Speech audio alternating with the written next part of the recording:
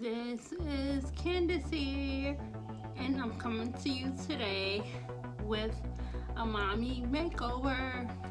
So, I have appointments for my kitties this week and the next week, and I don't want to look tired and look, like that. So, I'm just going to do. What do I have here? I have powder. I have a foundation stick. I have I have powder. I have. Oh, let me sharpen my eyeliner for the kid. So they called me for an appointment actually. It was like out of sight, out of mind, and everything was closed down, and they were doing virtual appointments. So I didn't even bother. So they called, the doctor's office called and said, hey, we're opening them back up for an appointment. Can you come in? So my set 1 is this week, and then my set 2 is next week. So just gonna fill my eyebrows. And I'll do eyebrows 1, mascara 2, eyeshadow 3, foundation stick 4, and powder 5. So yeah, 5. I'm using this sharpener. But it's not getting the pencil really sharp like I want it.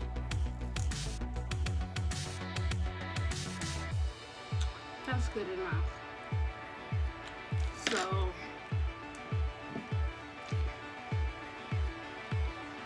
for the sake of time, I just spray this on my face instead of putting a primer. I just put this.